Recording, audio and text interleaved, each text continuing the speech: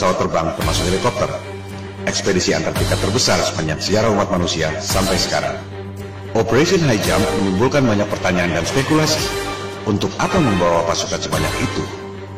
Ancaman apa yang mereka khawatirkan sampai harus membawa pasukan sebesar itu? Tujuan yang sesungguhnya tidak terungkap sampai sekarang. Sebagai perwira militer, Admiral Byrd tutup mulut, tak banyak bicara soal itu. Dokumentasi Operation High Jump sempat beredar. Terlihat Admiral Byrd menemukan wilayah di Antartika yang sama sekali tidak ditutupi salju, yang sangat memungkinkan adanya kehidupan.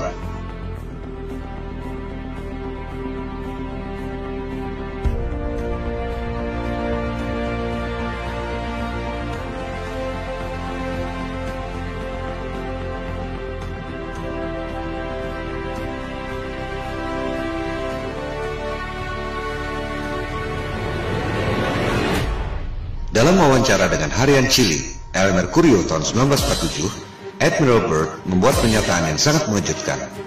Ia mengatakan, Amerika Serikat perlu mengambil tindakan defensif terhadap serangan udara musuh yang datang dari kutub. Musuh yang mana? Mengapa dari kutub? Teka-teki yang tak terjawab sampai sekarang. Ekspedisi kelima Admiral Byrd ke Antartika dilakukan tahun 1956-1957, dikenal dengan nama Operation Deep Freeze, untuk membangun 3 pangkalan militer di Antartika. Berikut ada cuplikan wawancara TV yang langka dari Admiral Byrd tahun 1957. A television journal of the important issues of the hour. Our very distinguished guest for this evening is Admiral Richard E. Byrd. I must say that Admiral Byrd, our guest tonight, is not only our greatest living explorer, but he's been an inspiration to countless Americans. Admiral Byrd, you've been to both the North Pole and the South Pole. Is there any unexplored land left on this Earth?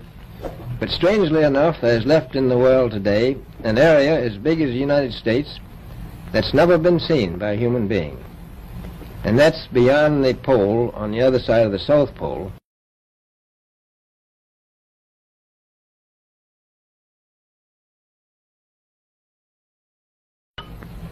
We've found enough of coal within 180 miles of the South Pole, enough to supply the whole world for quite a while.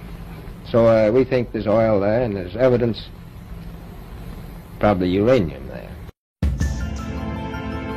Ada 3 hal yang sangat penting yang perlu dicatat dari pernyataan otentik Admiral Byrd. Pertama, Antartika kaya sumber daya alam. Ada batu bara, minyak, dan kemungkinan uranium. Kedua, ada wilayah sebesar Amerika Serikat yang belum pernah dilihat oleh manusia. Letaknya melampaui atau di belahan lain Antartika. Ketiga, dari clipping koran di Chile tahun 1947 setelah Operation High Jump, dikatakan ada kemungkinan serangan udara musuh yang datang dari Antartika. Ketiga hal ini adalah teka-teki yang luar biasa. Pertama, dunia pertambangan, dimanapun ada sumber daya, pasti akan disambangi dan digali. Selama ada nilai ekonomi, menghasilkan keuntungan, perusahaan pasti berebut. Udara dingin sama sekali bukan hambatan. Di Kutub Utara, kita tahu ada banyak perusahaan tambang yang beroperasi. Australia misalnya, yang berada di belahan bumi selatan, memiliki pertambangan di Kutub Utara. Tapi tidak di Antartika. Tak ada satupun perusahaan pertambangan yang menggali sumber daya di sana. Padahal jelas-jelas Admiral Byrd mengatakan ada sumber batu bara yang cukup untuk memasok seluruh dunia selama beberapa tahun. Byrd checks position by the sun compass. The glacier signals the South Pole itself. Here, Byrd drops the flags of the United Nations, carefully boxed, a symbol of America's goodwill to all nations. Coal, a mountain of coal. Byrd later declares Antarctic mines, if once tapped, could supply the world's coal needs for centuries.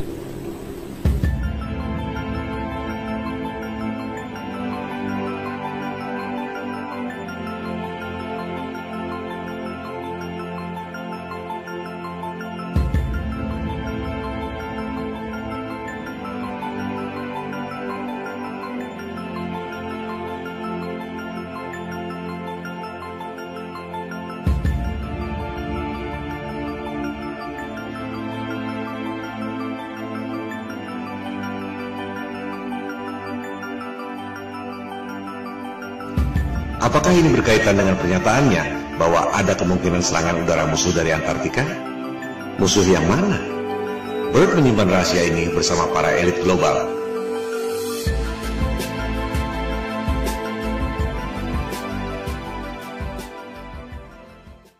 Kedua, dikatakan ada wilayah sebesar Amerika Serikat yang belum pernah dilihat oleh manusia, letaknya beyond, on the other side, Antartika.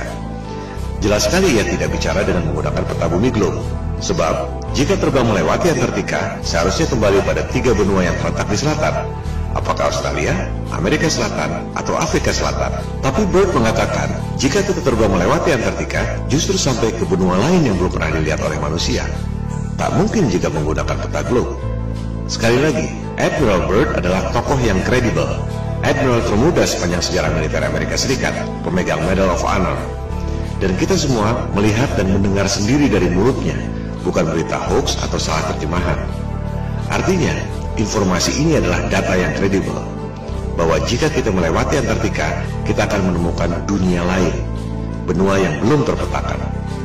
Pada peta bumi datar, yang dipetakan memang hanya sebatas tembok es Antartika yang mengelilingi bumi datar. Tak ada yang tahu apa yang ada di seberang tembok es itu.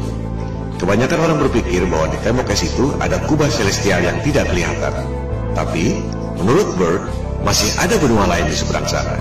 Apakah ini berkaitan dengan pernyataannya tentang ancaman serangan udara musuh dari belahan Antartika?